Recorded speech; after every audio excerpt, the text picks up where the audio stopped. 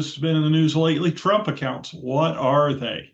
They're custodial savings and investment accounts. They're for U.S. citizen children under 18 with a valid Social Security number. Contributions are made on an after-tax basis.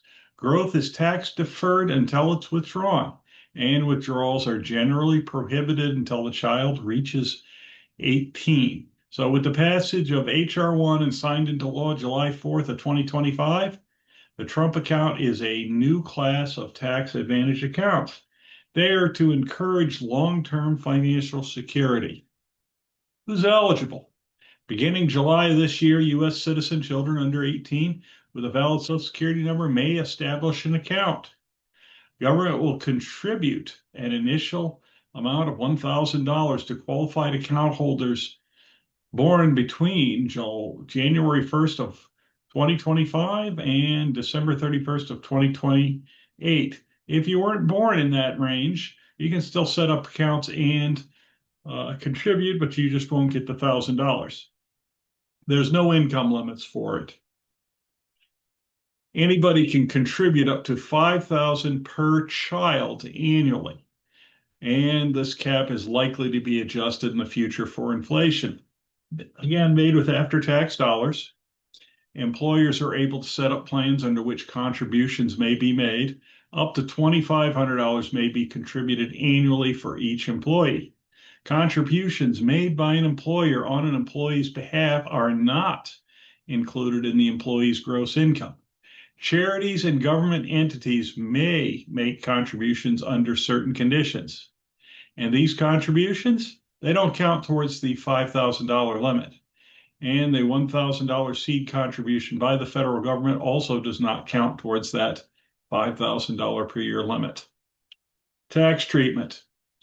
As I mentioned before, it's made with after-tax dollars. It means there's no tax deduction.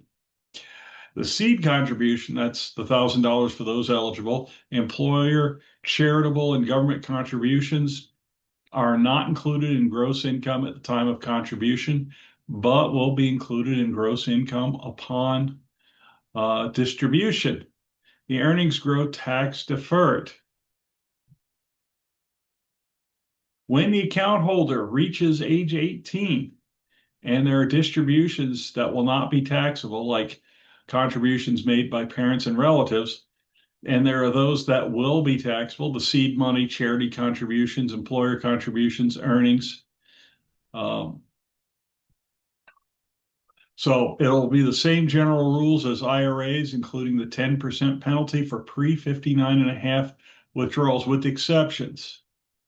Taxable distributions are subject to ordinary income tax rates. If the account has non-taxable contributions, distributions will be proportionally taxable and non-taxable amounts. Keep in mind that since distributions will be made will be likely be included in gross income, care should be exercised because this could affect your ACA subsidies, college aid, Roth contributions, and if later in life, Medicare surcharges.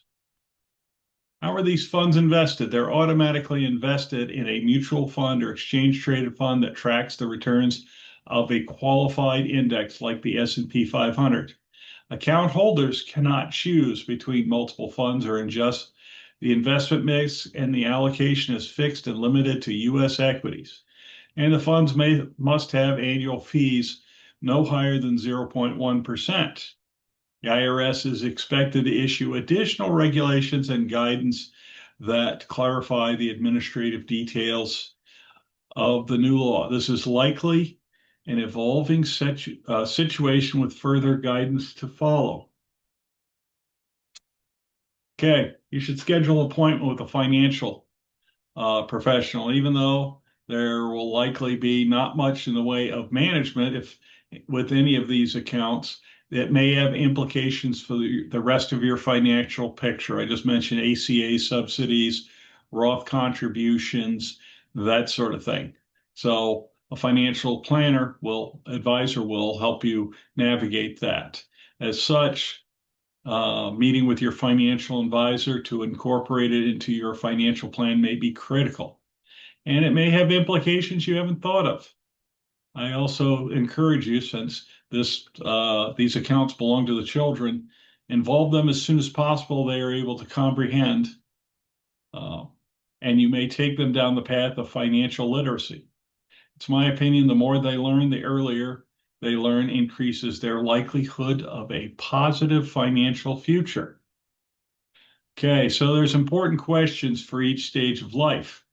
Once you graduate, be it from welding school, engineering school, or law school, you're going to need a different plan for each of these stages that's tailored to your individual situation. During your working years, my opinion, the most important question is, am I saving enough and is it in the right place?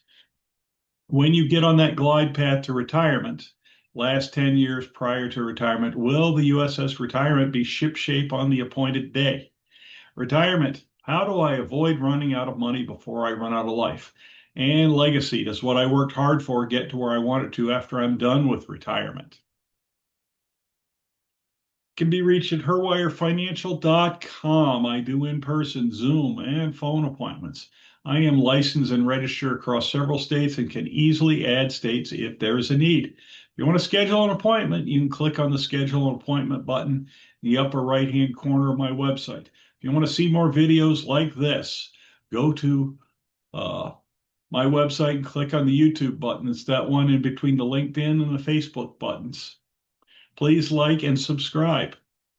If your friends want more information, they can follow me here. They can follow me on LinkedIn. They can follow me on Twitter. For those who prefer the good old-fashioned telephone, my phone number is 518-631-2569.